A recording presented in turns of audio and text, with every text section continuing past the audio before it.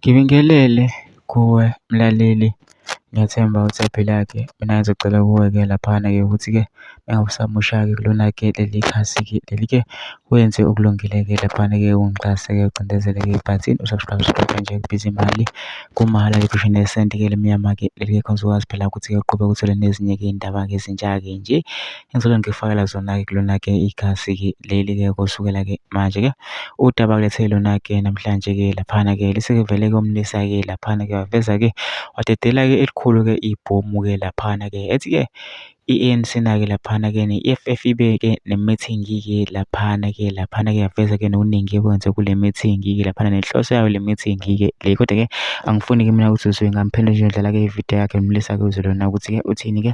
Mina-ke ngicela lapha masule kule vidiyo longene ema-comment section-ke for usho lakho ukuthi nawe ucabangani-ke ngalo-ke udaba-ke lolu-ke bese wenza okulungile-ke ungixhase-ke ucindezele-ke ibhathini usubscribe nje akubiza imali kumahhala nje epheshini esenti-ke elimnyama-ke likhonzwazi phela ukuthi-ke uqhubeke uthole ezinye-ke iy'ndaba-ke ezintsha-ke nje ngizobe ngikufakela zona kulona-ke leli khasi-ke leli-ke kusukela-ke manje-ke nayo-ke le vidiyo-ke le awuyithokozele.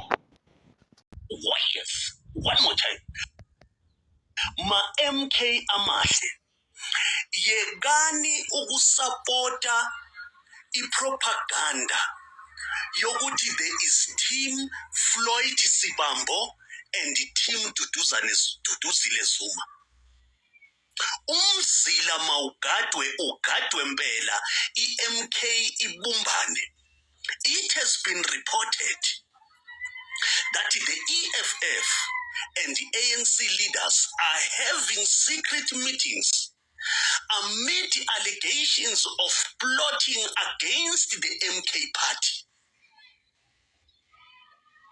It has been alleged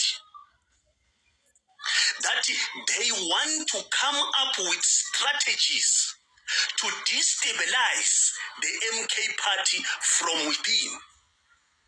How are they planning to do this? They are planning to do this by spreading rumors and a sponsored propaganda that there is Team Floyd Sibambo and Team Duduzile Zuma, so that they can create divisions and internally destabilize the MK party. Umzila mawugadwe and let these strategies to infiltrate the MK party be defeated.